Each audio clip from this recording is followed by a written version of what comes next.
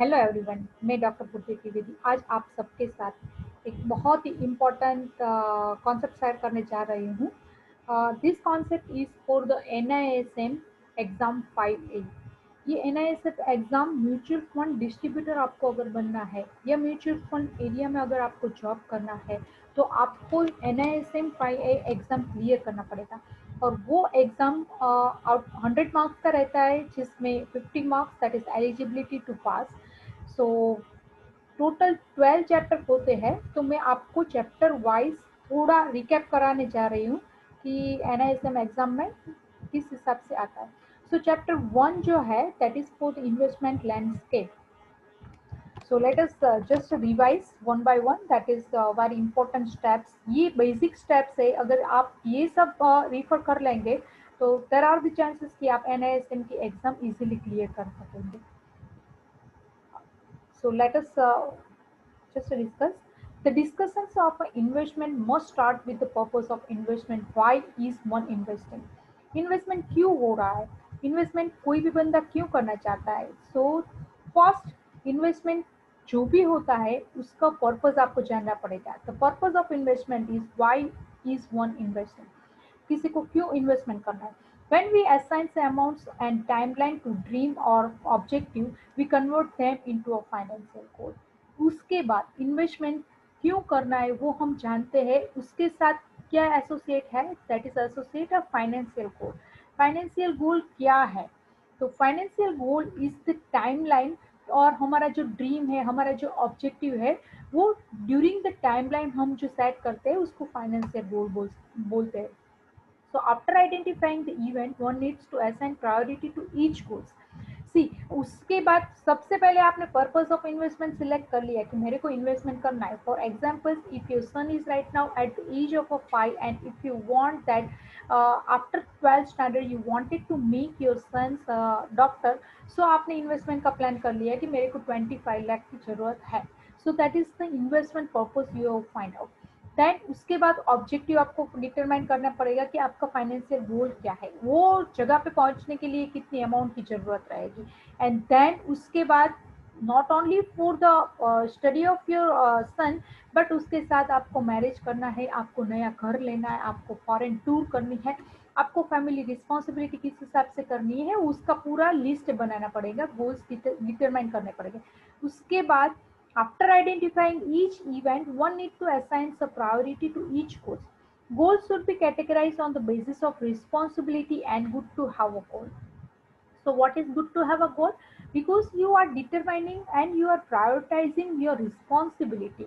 For example, if your first responsibility is कि आपको नया घर लेना है, तो prioritize your responsibility के पहली responsibility है आपको नया घर लेना है। सेकंड रिस्पॉन्सिबिलिटी है कि आपको बच्चे का एजुकेशन। थर्ड रिस्पॉन्सिबिलिटी कि आपको नया कार लेना है। फोर्थ है कि आपको वर्ल्ड टूर करनी है। So according to your need and responsibility, good to have a goal. Prioritizations can be done classifying the goals in terms of a timeline.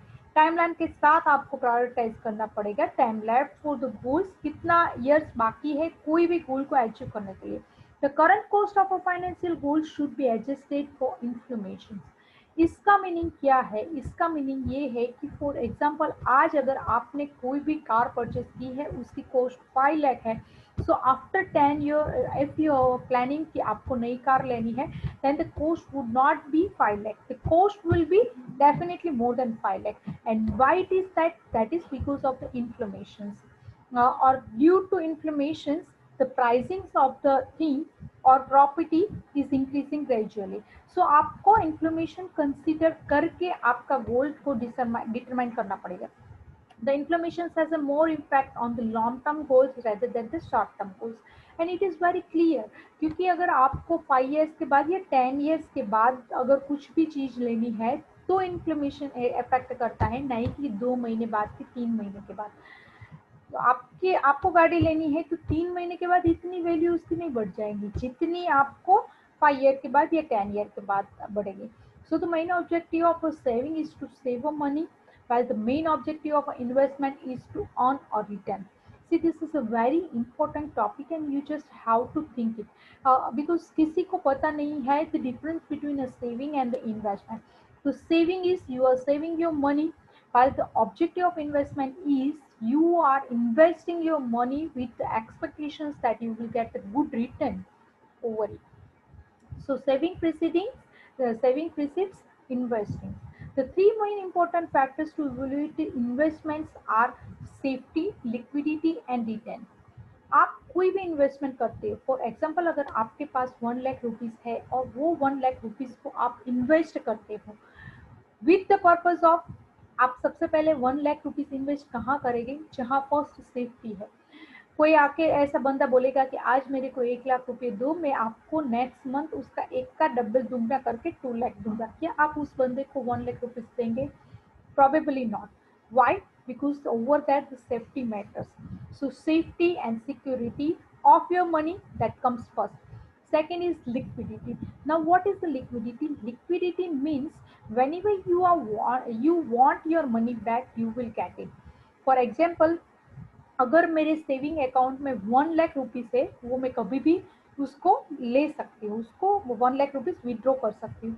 The same way if you are investing somewhere, then आपको यही intention रहेगा कि अगर ये मेरा one जितना भी for example 1 lakh का लिया है, तो 1 लाख रुपीज मैंने इन्वेस्ट किया है, तो 1 लाख रुपीज मेरे को जब चाहिए वो मुझे वापस मिल जाए। सो that is called liquidity. And the most important thing is return, कितना रिटर्न मिलेगा। आज मैंने 1 लाख रुपीज मेरे इन्वेस्ट किए हैं, तो कल को क्या मेरे को 1.25 मिलेंगे या नहीं मिलेगा। So with the expectations of the return, all investment can be done. So these three is the very prime thing of any investments, that is first safety, second liquidity and third return. In addition to these, there are a few more parameters such as the convenience, ticket size, taxability of earnings, tax deductions, etc. also matters a lot. How it matters a lot? Because the convenience, for example, if you are investing in fixed deposit, that is very convenient to you because this thing is very aware to you. But if you are telling that if you are investing in like nowadays everyone is investing in the bitcoin, but you don't know the concept of bitcoin and everything, so in such a thing that matters. And definitely you probably invest your money at the place where you feel it is convenient. So conveniency. Second is ticket size, कितना volume का है ticket size. Taxability, क्या आपको tax में matter करता है, क्या आपको टैक्स का बेनिफिट मिलता है या नहीं मिलता है। बहुत सारे इन्वेस्टमेंट्स अभी ऐसे है कि आपको चीज़ें टैक्स का बेनिफिट मिल सकता है और आपका इन्वेस्टमेंट भी हो रहा है और टैक्स बेनिफिट भी मिल रहा है और टैक्स डिडक्शन में आपको एडवांटेज मिलता है। So that thing is a very important factors while you are doing any kind of investment. Another is safety, means the safety of a capital invested along with the degree of surety of income for the investment. That matters a lot. Now safety means whatever the money you are investing, that should be safe. That should be in the reliable or reliable, I can say, scheme or reliable in the funding segment and all. So that the degree of a surety of income from the investments should be there. The first is the safety, second is the liquidity, जो हम लोगों ने already समझ लिया है कि liquidity का मतलब क्या है, कि you can convert that investment into cash very easily. And return may be in the terms of a regular income as known as the current income and capital appreciation or capital gain. Now what is the capital appreciation and what is capital gain? आप अगर for example mutual fund में कुछ invest करते हैं, for example 1 lakh ले लीजिए कि आपने 1 लाख म्यूचुअल फंड में इन्वेस्ट कर दिए, after 2 years, after 3 years, that 1 lakh would be your 1.5 lakh. So your capital gains would be 50,000 जो आपने इन्वेस्टमेंट में से गेन किया है। So returns may be in the form of, आपको रिटर्न कैसे मिल सकता है, तो आपको return may be in the form of income, आपको इनकम के रूप में मिलता है। फॉर एग्जांपल आपने इन्वेस्टमेंट पेंशन प्लान में किया है, तो आपको regular every month, every 3 month, 6 month और ईयरली इनकम आपको मिलेगा। Also known as current income, आपको जो पैसा मिलता है, फॉर एग्जांपल डेट फंड में किया है तो आपको डिविडेंड रूप में आपको करंट इनकम मिलता रहेगा।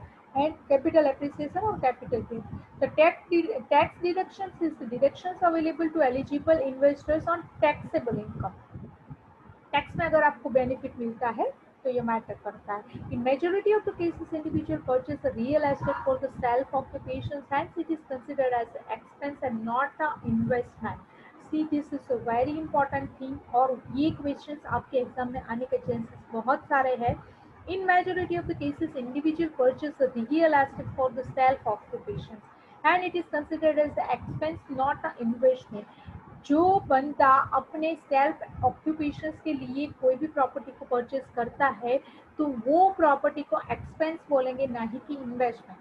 The real estates are classified, क्योंकि बहुत सारे लोग ऐसे हैं कि अपना इन्वेस्टमेंट वो रियल एस्टेट में करते हैं.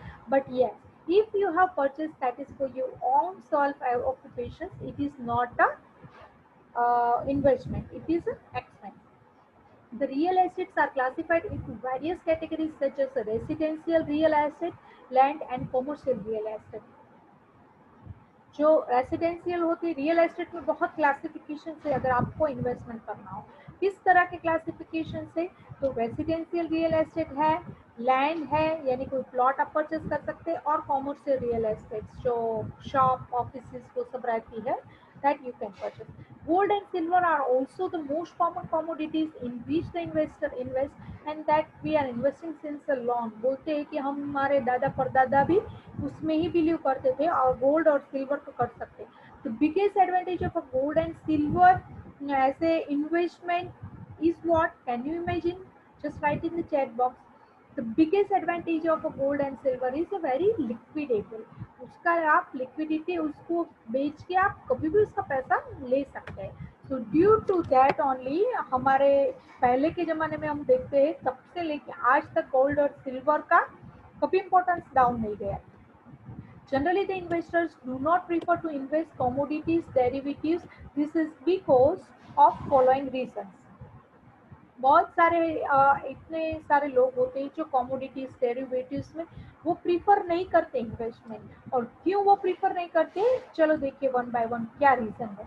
These are leverage contracts and that is one can take large exposures with a small amount of money making it highly risky. सबको ऐसा लगता है कि ये हाईली रिस्की है. These are normally a short term contracts whereas the investors needs may be a longer period. For example investor के पास बहुत अच्छे पैसे है, वो प्रॉपर्टी में अगर इन्वेस्ट करेगा तो वो सोचता है कि उनको फ्यूचर में बहुत सारे रिटर्न मिलेंगे और ये स्टॉक कमोडिटीज को वो शॉर्ट टर्म में गिनता है.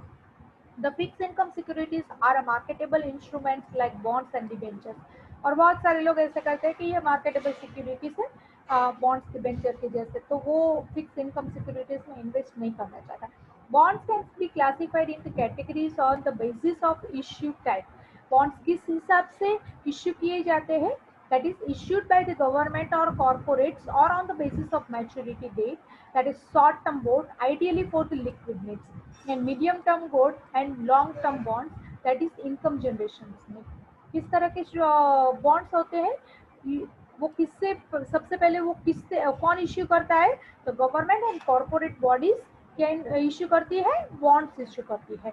ओके, तो बॉन्ड्स किस हिसाब से दिए जाते हैं, तो ऑन द मैच्योरिटी डेट के हिसाब से दिए जाते हैं. अगर कोई शॉर्ट टर्म बॉन्ड्स में करता है तो उसको लिक्विडिटी नीड्स है, दैट इज वाई वो शॉर्ट टर्म बॉन्ड्स में इन्वेस्ट करता है. लिक्विडिटी नीड्स मीन्स उसको पैसा कभी भी चाहिए तो शॉर्ट टर्म ड्यूरेशन में, फॉर एग्जाम्पल 3 to 6 मंथ के लिए वो शॉर्ट टर्म बॉन्ड्स में इन्वेस्ट करता है. मीडियम टर्म बॉन्ड्स होता है और लॉन्ग टर्म बॉन्ड्स होता है. तो लॉन्ग टर्म बॉन्ड्स में क्यों इन्वेस्ट करता है, because he wanted to have that income generation, income generation की नीड्स को वो फुलफिल करना चाहता है, इसी वजह से वो लॉन्ग टर्म बॉन्ड्स में इन्वेस्ट करता है. Someone who buys shares in a company becomes a part owner in the business. अभी पार्ट ऑनर किसको बोलते हैं, कोई भी लोग जो है, कोई भी बंदा जो शेयर्स को परचेज करता है, शेयर मार्केट में से शेयर को परचेज करता है, वो उसको क्या बोलते हैं, उसको बोलते हैं part owner in the business. Equity has given highest real returns to the investor that is return in excess of inflammation.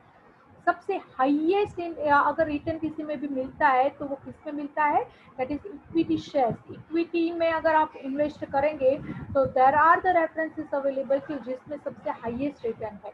अभी आप ही गिन लीजिए कि 2020 फॉर एग्जांपल 10 ईयर्स के पहले 25,000 N S C B S C index था, right. अभी कितना है, अभी 50,000 आसपास पहुंच गए। सो ऑलमोस्ट जितना अमाउंट है वो ऑलमोस्ट बहुत सारे लोगों का बढ़ गया है। तो that is the thing, and due to that only the equity market is the highest real returns of investment, जिसमें सबसे हाईएस्ट रिटर्न मिलता है।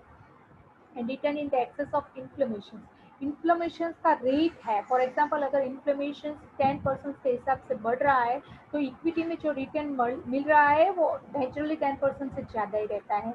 The investments in the equity and bonds can be done only in the financial forms, while the real assets and commodities can be brought either in the financial or a physical form। बहुत ही easy है, आप समझ सकते हो easily कि equity किस में किया जाता है। इक्विटी बॉन्ड सिर्फ फाइनेंशियल फॉर्म में इन्वेस्ट किया जाता है। बट रियल एस्टेट, आप रियल एस्टेट को कैसे परचेस कर सकते हैं, फिजिकली भी परचेस कर सकते हैं। और रियल एस्टेट्स बहुत सारे फंड्स भी होते हैं, तो उसमें आप फाइनेंशियली भी सिक्योर कर सकते हैं, इन्वेस्ट कर सकते हैं। The real estates and commodities can either be brought as an investment or as a consumption purpose. Real estate commodities को आप क्या कर सकते हैं, इन्वेस्टमेंट पर्पस से भी यूज कर सकते हैं और कंजम्पशन पर्पस से भी कर सकते हैं। कंजम्पशन पर्पस मतलब आप उसको यूज कर सकते हैं। Inflammation or a price inflation is a general rise in the price of various commodities, products and services that we consume. It erodes the purchasing power of the money. When one seeks total safety on investment capital along with liquidity at a time, the investment returns are usually lower than the inflammation। कोई भी बंदा होता है तो वो safety on investment अगर वो priority पे रखता है और दूसरी साइड ऐसा क्या लिक्विडिटी भी अपने साथ में रखता है, तो इन्वेस्टमेंट का रिटर्न्स है वो definitely generally it is find that it is lower than the inflammation rate.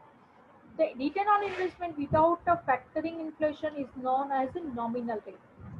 Nominal rate किसको बोलते हैं? The return on investment without factoring of inflation is known as a nominal rate। Liquidity risk, liquidity risk क्या है? So liquidity risk means it is difficult to sell an investment when decided it is sold below its fair value। Liquidity risk रहता है। अगर कोई ऐसा बंदा है कि जिसको पैसा चाहिए, तो अगर उसने फॉर एग्जांपल प्रॉपर्टी में इन्वेस्ट कर दिया है, तो प्रॉपर्टी उतनी जल्दी तो बिकेगी नहीं।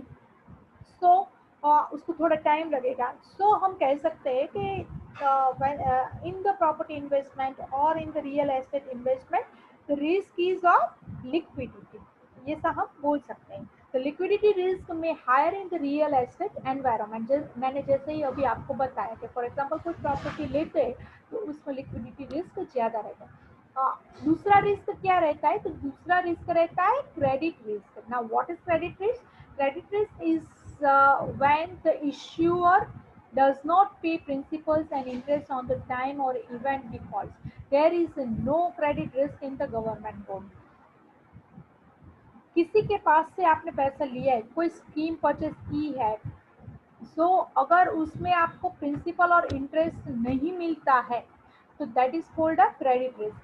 बट इतना समझ लीजिए कि गवर्नमेंट बॉन्ड्स जो देते हैं तो उसमें क्रेडिट रिस्क नहीं रहता है, because it is very scheme.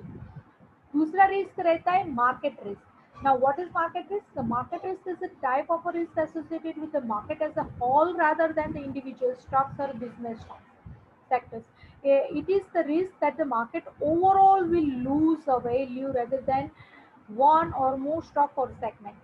C market risk क्या है? फॉर एग्जाम्पल मार्केट डाउन हो गया है, आज अभी कोरोना के पेशेंट बहुत ज़्यादा बढ़ गए हैं, तो उसकी वजह से सेंसेक्स गिरा हुआ है और पूरा मार्केट ओवरऑल कहीं ना कहीं अफेक्ट हो रहा है, और बहुत सारी स्क्रिप्ट ऐसी है कि जिसका रेट रिड्यूस हो रहा है। So what we called it is a market risk. देन दूसरा रहता है price risk. Price risk is the risk that the value of a security or investment will decrease. For example अगर आपने कोई प्राइस रिस्क किस में रहता है, फॉर एग्जाम्पल कोई कार ली आपने, तो कार की प्राइस तो डे बाई डे रिड्यूस होती जा रहेगी, तो that is a price risk. Then रहता है interest rate risk. Interest rate risk means मतलब कि इंटरेस्ट डाउन हो जाएगा, इंटरेस्ट रेट चेंज हो जाएंगे। Interest rate risk is the risk that is an investment value being changed as a result of a change in the interest rates bonds, debts, instruments are more affected by the interest rate risk than the stocks. क्यों? क्योंकि उनको bonds में क्या है कि अगर आपका interest rate reduce हुआ तो बॉन्ड्स का भी इंटरेस्ट रेट रिड्यूस होगा, सो उस हिसाब से इंटरेस्ट रेट रिस्क ज़्यादा रहता है. The relationship between the interest rates and the bond price is inverse. इसका मतलब अगर इंटरेस्ट रेट बढ़ेगा तो बॉन्ड की प्राइस रिड्यूस होगी, अगर इंटरेस्ट रेट घटेगा तो बॉन्ड की प्राइस इंक्रीज होगी. The bond with longer maturity will witness higher price fluctuations in comparison to those with a small short term maturity. जो भी बॉन्ड अगर आप परचेज करते हैं तो उसमें there is a weakness that high fluctuation किस में आता है, तो जो लॉन्ग टाइम बॉन्ड रहते हैं उसमें हायर फ्लक्चुएशंस आते हैं as compare to short maturity if you are purchasing. Now, let us going towards the strategies for management of investment risk are. कौन सी स्ट्रेटेजी आप यूज करेंगे आपके इन्वेस्टमेंट रिस्क को रिड्यूस करने के लिए? तो strategies are, first is avoid, second is take a positions to benefit from some event और डेवलपमेंट, और थर्ड इज डाइवर्सिफाई, मतलब आप शेयर कर दीजिए. The ability of heuristic describes our tendency to use information that comes to our mind quickly and easily when making a decisions about the future. Heuristic हमारा decision making process रहता है. कैसे? Tendency to use information that comes in the mind very quickly. हम हमारे mind में जो भी information आती है उसको यूज करके हमारी माइंड टेक्नोलॉजी ऐसी हो रही है कि हम फॉर एग्जांपल कोई भी ऐड आप ज़्यादा देखते हैं, आजकल LIC का बहुत एडवर्टाइजिंग बॉम्बार्डिंग चलता है, तो जो हम देखते हैं उसको परचेज करने हम ज़्यादा जाएंगे. So this is called a heuristic describes our tendency. Confirmation bias is the tendency of a people to favor information that confirms their existing benefit or hypothesis. अगर कोई कस्टमर की एग्जिस्टिंग जो एग्जिस्टिंग बिलीफ्स है कि इस for example LIC का बहुत चल रहा है तो हम बोलेंगे कि LIC में इन्वेस्ट कर दो अच्छा रिटर्न मिलेगा. सो ये अभी बहुत ऐड भी आ रही है और कोई बंदा उसमें मानता है. सो अगर आप भी उसमें जाएंगे एग्जिस्टिंग बिलीफ में तो आपको भी ऐसा है कि LIC है सेफ इन्वेस्टमेंट है, फर्स्ट इंश्योरेंस मतलब LIC. So that kind of the tendency is that kind of the belief is that. So any existing belief or hypothesis that the confirmation bias is the tendency of a people information that confirm the existing belief. Then familiarity bias रहता है. तो familiarity bias मतलब हमारे पहचान वाला. It's the preference of individual to remain confirms what is familiar to them. हम उसमें ही ज़्यादा बिलीव करते हैं कि जिसको हम पहचानते हैं. Then herd mentality bias that refers to the investment tendency to follow and copy the other investor are doing. कोई एक इन्वेस्टर है बहुत सक्सेसफुल है तो वो जो कर रहा है हम भी वो ही करें, that is a herd mentality. Loss aversion is the tendency in the behavioral finance where the investors are so fearful of losses that they focus on trying to avoid a loss more than on making gains. The more one experience loses, the more likely they are becoming a prone to lose aversion. Lose aversion tendency क्या है कि अगर कोई बंदा ने किसी में नुकसान किया है, फॉर एग्जांपल किसी ने स्टॉक मार्केट में कोई घाटा किया है तो हमको भी ऐसा लगता है कि स्टॉक मार्केट में हम अगर इन्वेस्ट करेंगे तो हमको घाटा रहेगा.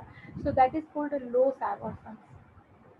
Then overconfidence bias, it is a tendency to hold of false and misleading assessments to our skills, intellects, or talents. In short, it is a egoistical belief that we are better than the actually are. So that is an overconfidence bias. Then recency bias, it's a cognitive bias that favors a recent event over a historic ones. And risk profiling is a process to identify. Risk profiling क्या है? तो risk profiling is the process to identify the need to take a risk, the ability to take a risk, and the willingness to take a risk. और इसके साथ अभी कुछ और point है फर्स्ट चैप्टर को खत्म करने में. Let us look towards the asset allocations. Asset allocations क्या है? The asset allocations is the process of allocating money across various assets categorized in the line with the stated objective. मतलब कि आप asset, बहुत सारी स्क्रिप्ट ऐसी होती है, तो उसमें किस हिसाब से आप अपना इन्वेस्टमेंट करते हैं, तो स्टेटेड ऑब्जेक्टिव रहता है। कोई भी अगर स्क्रिप्ट आती है तो उसका ऑब्जेक्टिव क्लियर रहता है, तो उसमें कौन सी आप एसेट में का इन्वेस्ट करेंगे, कैटेगराइज करेंगे, उस हिसाब से एसेट एलोकेटिंग मनी प्रोसेस होना चाहिए। तो strategic asset allocation is the allocation assigned to a financial goal of individual। Strategic asset allocation कैसे करेंगे, तो फाइनेंशियल गोल्स जो रहता है इंडिविजुअल का, उस हिसाब से आपको स्ट्रेटेजी डिसाइड करनी है और स्ट्रेटेजिक एसेट एलोकेशन करना है।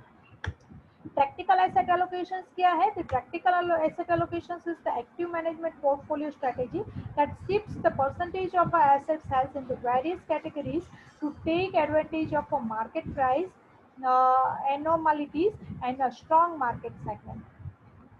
टैक्टिकल एसेट एलोकेशन क्या है, तो टैक्टिकल एसेट एलोकेशन क्या है कि वो पोर्टफोलियो स्ट्रेटेजी होती है, जिसमें कुछ small percentage, the percentage of assets held in the various category to take advantage of market pricing anomalies and the strong market sector. जो स्ट्रॉन्ग मार्केट सेगमेंट होता है उसमें वो ज्यादातर इन्वेस्ट करता है।